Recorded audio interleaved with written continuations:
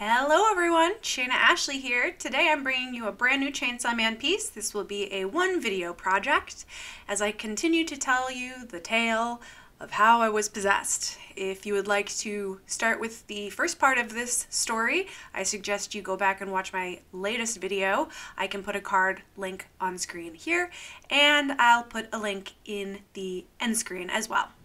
All right. Where we last left off, I was just about to rent a new house and had been experiencing paranormal activity. We move, and I am at this point 2 months pregnant. And the house that we moved into has not been lived in for a year or more. And as I have mentioned in the video before, I believe that stagnant air from unoccupied buildings provides some sort of refuge for wandering or traveling spirits, in my opinion.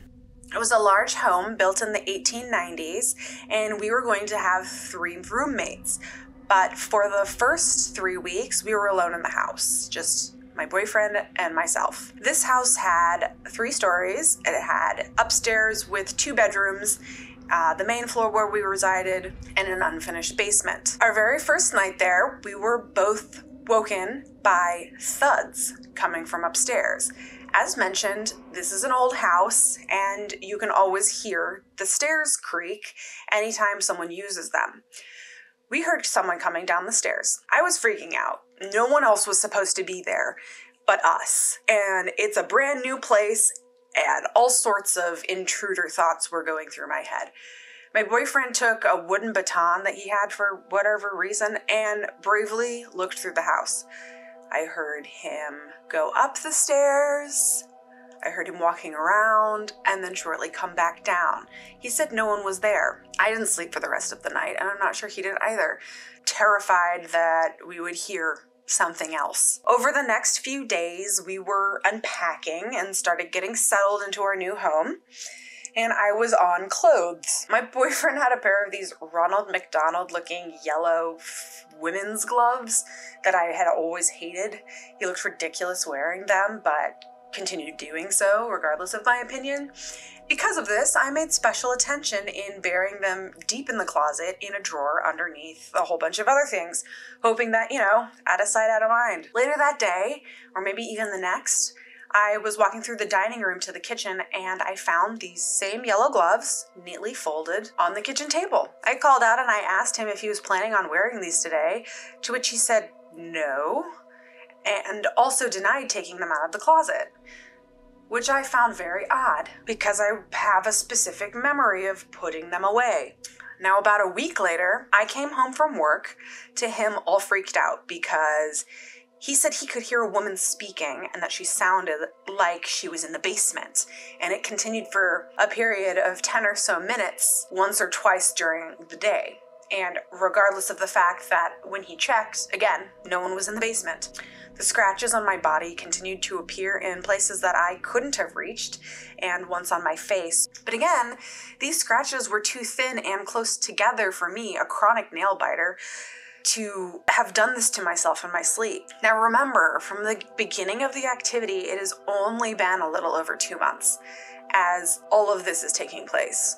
One of our roommates moved in upstairs, and I at least was able to sleep easier because if the stairs were creaking, I would just tell myself it was her. We had a housewarming party after our second roommate arrived, and my boyfriend was a little tipsy and talking about what was going on in the house when we got there. Remember, I am pregnant, so obviously I am sober for this party. I can hear everyone talking in the living room as I was in the kitchen pouring myself a delicious glass of cranberry juice.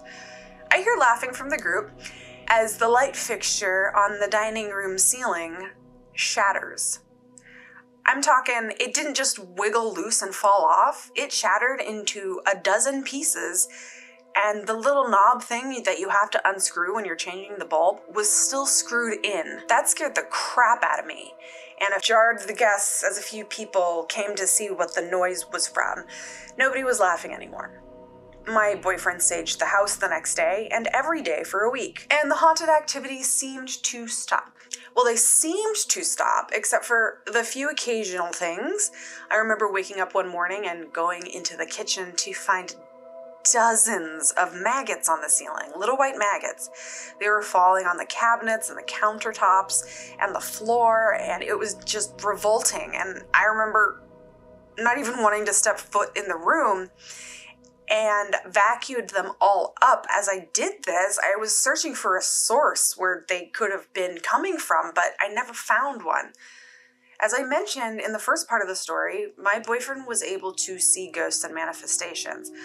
On more than one occasion in that house, he said he would wake to find an old woman shuffling my tarot cards, which I kept directly in front of the foot of our bed. At this point in my life, I wasn't really reading the cards, and I was confused and creeped out for sure, but my solution was to just put some sage on them and lay some crystals next to it and try not to think about it. The most common things he saw were what he calls the Mara, which are just tall black figures that stand there or follow you, and you can only make them out due to their glowing red eyes. He had admitted to accidentally bringing one or two of these Mara home with him when he couldn't shake them on his 2 a.m. walk through the woods alone. We hit the house with another good bout of sage. By 7 months into my pregnancy, I found out that my suspicions about my boyfriend's activities were not indeed the paranoid delusions of a pregnant woman, and he was, in fact, cheating on me. I didn't leave him, and he didn't stop cheating. Again, not the point of this story, but worth mentioning because you can imagine how this would affect my mental stability. After the birth of my daughter, and for the next 3 years of my life, I was significantly depressed, and if paranormal things were happening around me, I didn't notice them, and he wasn't home. There was one more incident around this time where the house became filled with flies. And I'm talking filled with flies, mainly in the kitchen. Again, I couldn't figure out where they were coming from. I cleaned everything. I bleached the trash cans. I set up traps. It seemed like I was catching and removing at least 40 or 50 flies each day, but by the next morning, they would all be back. And because I was home during the day and no one else was, by the time someone could be home to witness this, they were gone because I had just cleaned them. I continued my removal routine, now convinced that this was another weird incident like before with the maggots, but after about a week of hard work, the flies did stop. As is common with depression, shutting off the negative self-talk is difficult. And speaking as someone who has had depression since middle school, some coping methods I used are unsafe and I do not recommend. Please seek help if any of these apply to you. It had been years since I had cut myself, but I began to again.